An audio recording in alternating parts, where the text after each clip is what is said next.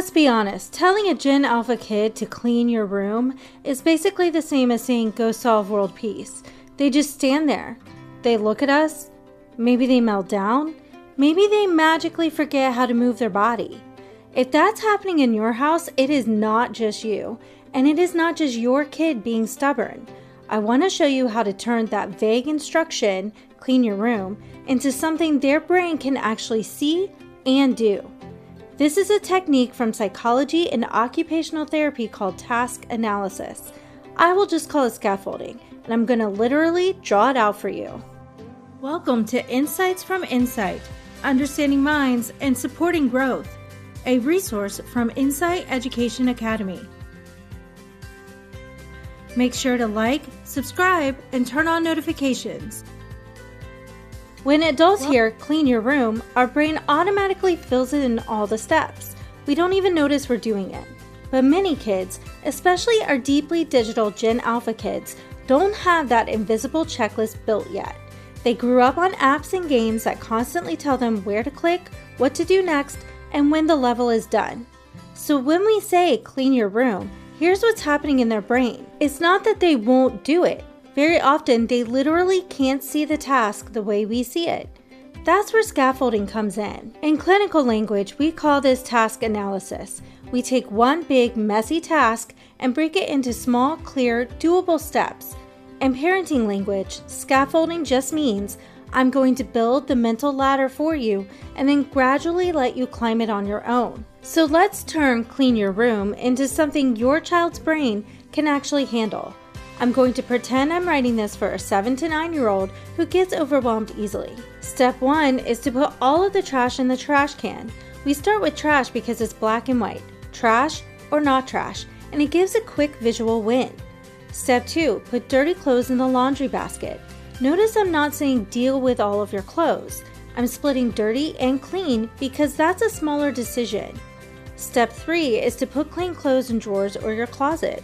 If that's too much, you can even break this into 2 separate steps.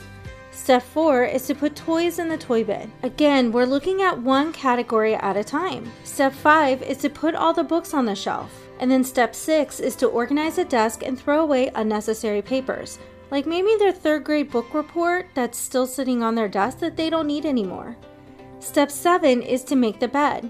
Sometimes I put this first, especially if the bed visually anchors the room for your child or if the bedding needs to be washed. And step 8 is to vacuum and or mop the floor. This gives them a very clear finish line. Now compare this to just saying clean your room. It's the same outcome, but this version is visible.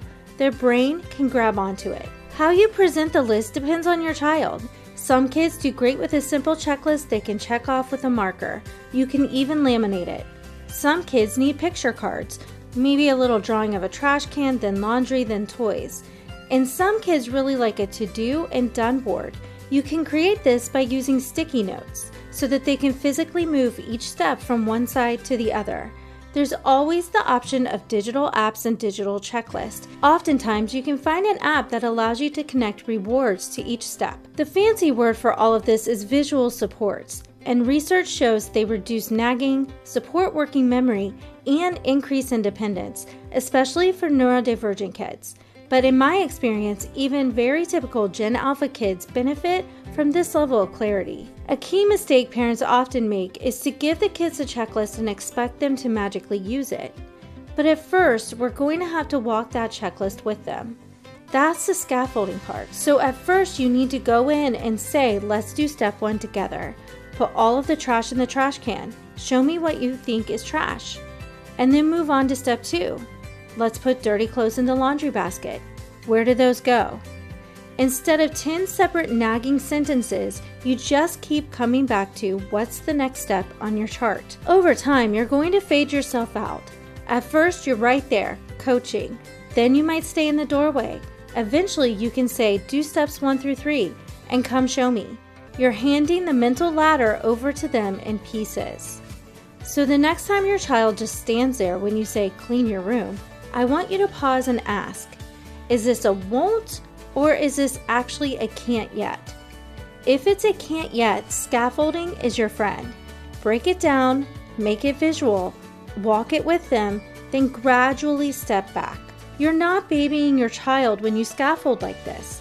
You're doing what expert teachers, psychologists, and occupational therapists do every day. Thank you for watching, and if you found this video helpful, make sure to like, subscribe, and share it with another parent struggling with their Gen Alpha kid.